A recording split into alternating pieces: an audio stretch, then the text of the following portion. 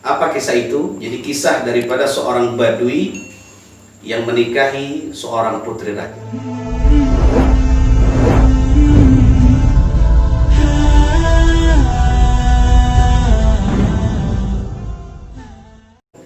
Bismillahirrahmanirrahim. Assalamualaikum warahmatullahi wabarakatuh.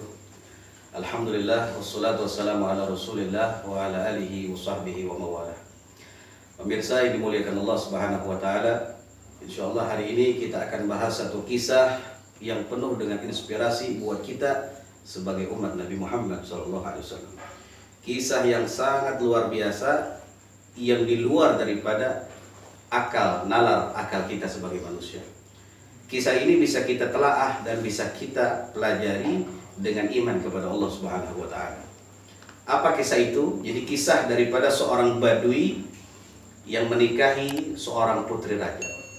Suatu ketika ada seorang badui yang begitu compang-camping pakaiannya yang tidak layak dipandang oleh orang. Suatu saat seorang badui ini melewati daripada satu kerajaan, satu istana daripada seorang raja. Saat dia melewati satu istana seorang raja, dia melihat seorang wanita yang begitu cantik menurut pandangan dia.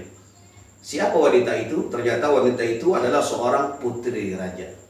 Putri daripada seorang raja yang cantik sehingga seorang badui ini betul-betul tertarik hatinya dan mencintai, sehingga dengan himmah yang kuat, semangat yang kuat, niat yang kuat, dia beranikan dirinya untuk menghadap seorang raja. Singkat cerita, seorang badui ini masuk ke dalam kerajaan untuk berjumpa dengan seorang raja. Dengan penuh pakaian yang compang-camping, dia menemui raja. Dia katakan, "Wahai raja, aku datang ke sini untuk meminang putri." Maka seorang raja ini tertawa terbahak-bahak, karena tidak akan pernah mungkin engkau seorang badui yang compang-camping bisa menikahi anakku. Tapi kalau kau memang ingin menikahi putriku, maka satu syaratnya. Di tanganmu yang kau pegang adalah satu gelas yang kosong. Maka isilah gelas itu dengan mutiara sebanyak penuh daripada gelas itu. Akhirnya seorang badui ini dengan segera dia berangkat ke satu lautan. Dia berangkat ke satu lautan dengan niat yang kuat, yang mungkin orang akan mengatakan dia adalah seorang yang gila. Karena tidak akan mungkin dengan waktu yang singkat dia harus mengumpulkan mutiara yang begitu banyak, seberat daripada gelas yang dia bawa. Akhirnya dia datang ke lautan, kemudian dia berusaha untuk mengambil daripada mutiara-mutiara yang ada di lautan. Tapi dia memandang ke langit. Dia mengingat Allah Subhanahu wa taala. Tidaklah aku bisa dan mampu untuk melakukan hal ini kecuali Engkau ya Allah memberikan kuasa dan izinnya untukku. Akhirnya Allah Subhanahu wa taala dengan kuasanya Allah mendatangkan para ikan-ikan ke daratan, dan setiap ikan itu membawa satu mutiara. Sehingga gelas yang kosong tadi sudah berisi dengan mutiara yang dibawa oleh ikan-ikan ke daratan atas perintah Allah Subhanahu wa taala. Maka si badui ini akhirnya kembali ke kerajaan. Dia mengatakan, "Wahai raja, aku sudah mendapatkan mutiara. Aku sudah mendapatkan mutiara."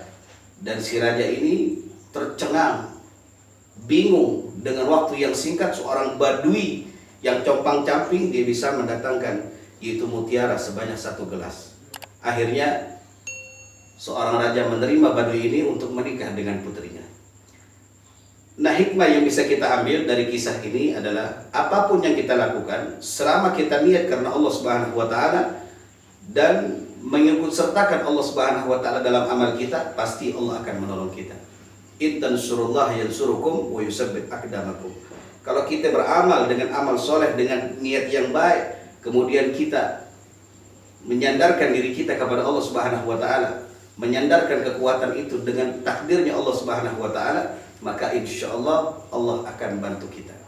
Jangan mengukur dengan kekuasaan kita, jangan mengukur dengan kekuatan kita, karena tidak akan pernah mungkin masuk akal seseorang dalam jangka waktu yang singkat harus mendapatkan mutiara yang begitu banyak. Tapi di sini ada permainan Allah Subhanahu wa taala. Ada izin Allah dan takdir Allah Subhanahu wa taala, sehingga Allah izinkan si badui ini untuk mendapatkan hajatnya, yaitu menikahi daripada seorang putri. Untuk itu mari sama-sama kita tetap meniatkan yang baik setiap amal kita, dan juga tetap harus yaitu kita menjadikan Allah Subhanahu wa taala sandaran dalam kehidupan kita. Itu saja, mudah-mudahan bermanfaat buat diri kita semua. Assalamualaikum warahmatullahi wabarakatuh.